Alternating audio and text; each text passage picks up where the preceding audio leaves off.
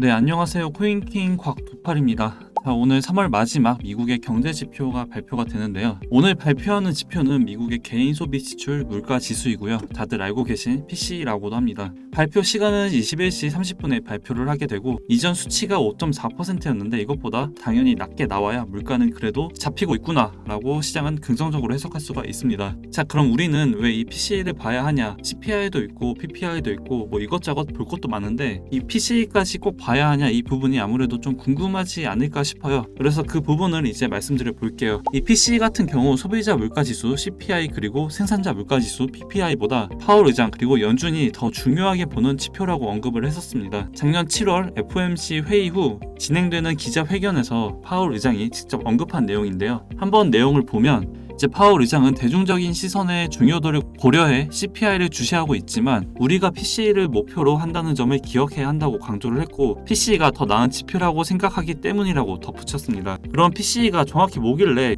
연준은 왜 CPI보다 더 중요하게 보냐? 이제 이 부분에 대해 간단하게 설명을 해드릴게요. PCE는 미국 경제 분석국에서 가계와 민간 비영리 기관이 물건 및 서비스를 이용하기 위해 지불한 모든 비용을 합한 것이고요. 쉽게 말해 PCE는 모든 미국 국민, 개인들의 소비 지출 총액을 의미하고 PCE는 개인이 직접 지출한 금액 외에도 개인을 위하여 정부가 지출한 금액까지 지수 산출에 포함되기 때문에 직접 지출하지 않은 금액도 같이 포함이 됩니다. 고용보험, 의료보험 등이 있고요. 그렇기 때문에 PCE가 CPI보다 물가 관련 요소를 더 광범위하게 커버를 하고 있다. 이렇게 이해하시면 될 것 같습니다. 그래서 파월 의장 역시나 PCE의 중요성을 강조한 것이고 금리 통화량을 조절하는 연준 입장에선 당연히 안정적이고 광범위하게 물가 추이를 확인할 수 있는 지표로 CPI보다 PCE를 선호한다는 뜻으로 해석할 수가 있습니다. 자, 이 정도면 왜 PCE가 중요한지 그리고 그 중요도가 얼마나 높은지에 대해 어느 정도 좀 이해를 하셨을 것 같고요. 우리한테 중요한 건 당연히 비트의 움직임이겠죠. 이 발표 결과에 따라 비트는 어떻게 움직였는지 이 부분이 가장 궁금하실 거라고 생각합니다. 그래서 하나씩 한번 볼게요. PCE 같은 경우 작년 2022년 7월 29일 6.8% 고점을 찍고 지금까지 쭉 하락세를 이어오고 있습니다. 이 예측치가 있었던 경우도 있었고 없었던 경우도 있기 때문에 이전 수치를 기준으로 한번 볼게요. 작년 7월 29일부터 저번 달 2월 24일까지 이전 수치 또는 예측치보다 높게 나왔던 경우는 딱 2번밖에 없었고 이전 수치 또는 예측치보다 낮게 나왔던 경우는 6번이 있었습니다. 이전 수치 또는 예측 수치보다 높게 발표됐을 당시 비트 흐름을 보면 먼저 작년 7월 29일 이때거든요. 이때 발표가 되자마자 마이너스 2.45%가량 하락세를 보여줬고 그 다음 저번 달 2월 24일 이때는 발표가 되자마자 마이너스 4.33% 하락세를 보여줬습니다. 이 데이터들을 봤을 때 PCE 결과가 이전 수치 또는 예측 수치보다 높게 나오면 비트가 마이너스 2% 이상 하락세를 보여줬고 알트들은 당연히 그 이상을 더 빠지겠죠. 그래서 예측치 그리고 이전 수치보다 높게 나오면 아무래도 상승보단 하락에 초점을 맞춰야 되고 100%는 아니지만 과거의 데이터들을 봤을 때 그리고 지금 시장의 분위기를 봤을 때 상승보단 하락의 가능성이 확실히 더 높습니다. 이제 예측치 또는 이전 수치보다 낮게 결과가 나왔을 땐 반대로 상승하는 확률이 더 높으니까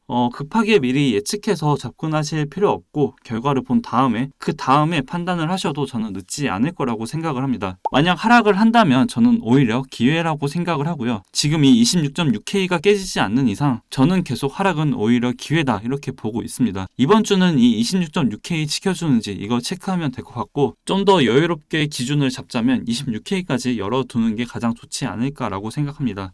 그리고 오늘 페이코인, 업비트 그리고 빗썸에서 상장 폐지가 됐습니다. 지금 뭐 실명 확인, 입출금 계정을 발급받지 못했고 또 사업자 변경 신고를 완료하지 못하는 이유 등으로 결국 거래 지원 종료를 발표했는데요.